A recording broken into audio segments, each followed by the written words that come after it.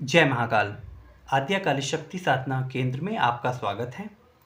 मैं आचार्य पंडित अमित द्विवेदी आज आपको बताने जा रहा हूँ काली हल्दी के विषय में। औषधीकरण, आपने औषधीकरण शब्द सुना होगा या औषधि वनस्पतियाँ।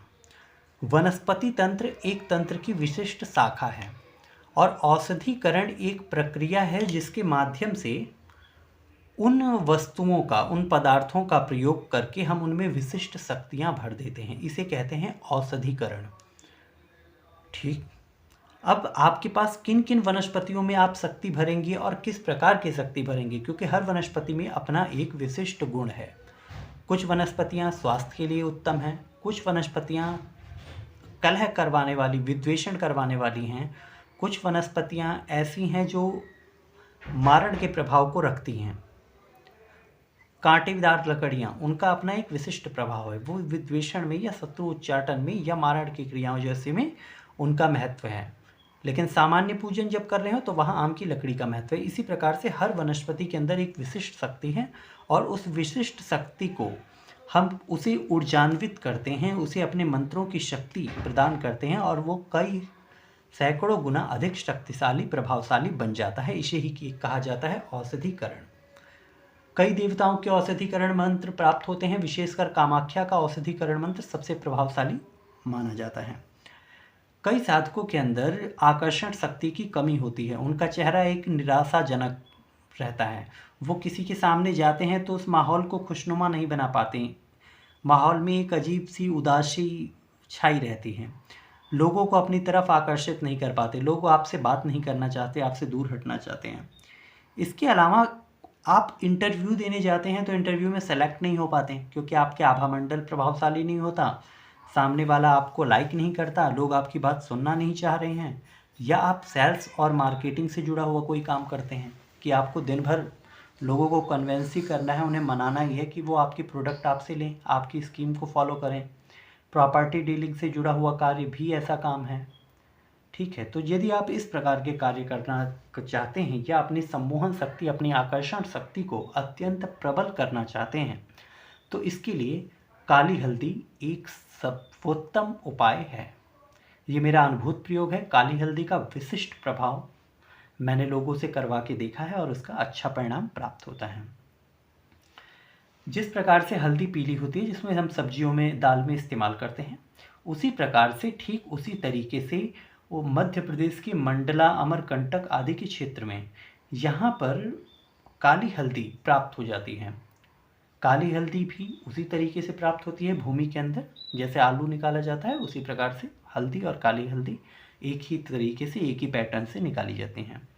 लेकिन काली हल्दी के अंदर एक विशिष्ट गुण है, ये खाने में इस्तेमाल नहीं होती, इसका प्रयोग पूजा के लिए किया जाता है। विशेषकर काली हल्दी में दूसरे को आकर्षित कर लेने की बहुत ज़बरदस्त क्षमता होती है।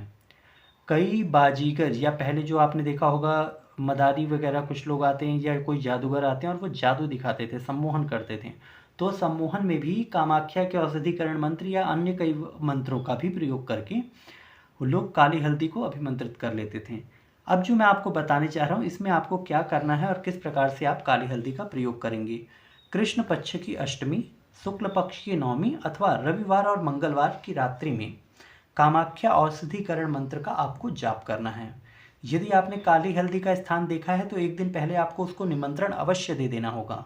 अगर आप बाजार से ला रहे हैं तो निमंत्रण वाली कोई बात होगी ही नहीं।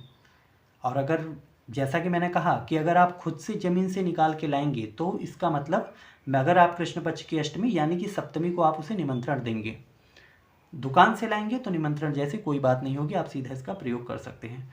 कृष्ण पक्ष की अष्टमी, शुक्ल पक्ष की नवमी, रविवार अथवा मंगलवार की रात्रि में कामाख्या का औषधीकरण मंत्र छाम ओम ओम वौसा ठ ठ, इस मंत्र का 10,000 जाप करके इसे सिद्ध करें।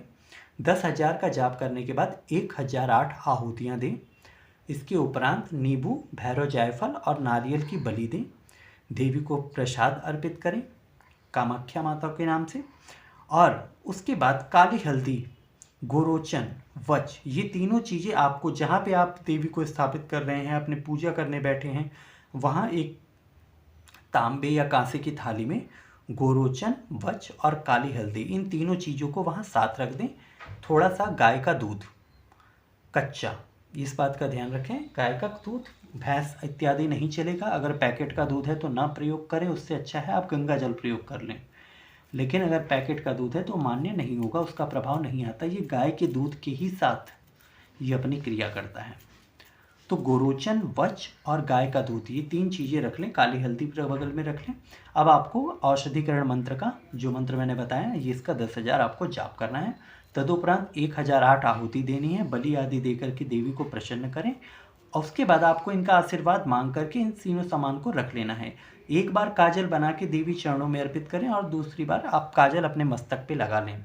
अब आपको जब भी कोई काम करने जाना है, हो सके तो रविवार मंगलवार का दिन चुनें। अगर आपके हाथ में नहीं है दिन का चुनाव करना, तो जब भी आप अपना काम करने जा रहे हैं, इंटरव्यू के लिए जा रहे हैं, मार्केटिंग या सेल्स या किसी से मिलने जा रहे हैं, तो उस स्थिति में गोरोचन, वच और काली हल्दी, इन तीनों को मिला करके, घिस करके, क्योंकि काली हल्दी को आपको घिसना पड़ेगा पत्थर पे, तो उसे घिस करके गोरोचन और वच के साथ गाय के दूध में मिला के माथे पे गोल टीका लगाएं।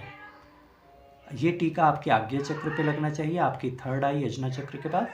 और जब आप वहाँ पे इसका तिलक करते हैं और सामने वाले के साथ आप आई कांटेक्ट करें, जैसे ही आप आई कांटेक्ट करेंगे सामने वाला आपकी वशीभूत होने लगेगा। और उस समय में जब आप सामने वाले की तरफ देख रहे हो तो औषधिकरण मंत्र का दोबारा जाप मानसिक करते रहें। मंत्र जाप की कोई संख्या नहीं, क्योंकि जब तक आप उसके सामने 10 सेकेंड, 1 मिनट, 2 मिनट, जब तक भी आप उसके पास हैं, आई कांटेक्ट करें, मंत्र का निरंतर जाप करते रहें। आपको बहुत अनुकूल प्रभाव प्राप्त होगा। इसका प्रयोग कभी भी किसी कुंवारी लड़की पर नहीं करना चाहिए, अन्यथा इसके भयंकर दुष्परिणाम देखने को मिल सकते हैं।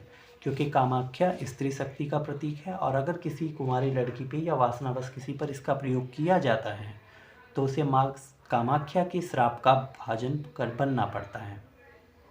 आशा करता हूँ आप मेरी बात को समझ के होंगे, और यदि आपके मन में किसी प्रकार की जिज्ञासा या कोई ऐसे प्रश्न हैं तो आप हमारे दिए नंबर पे संपर्क करके पूछ सकते हैं। जय महाकाल।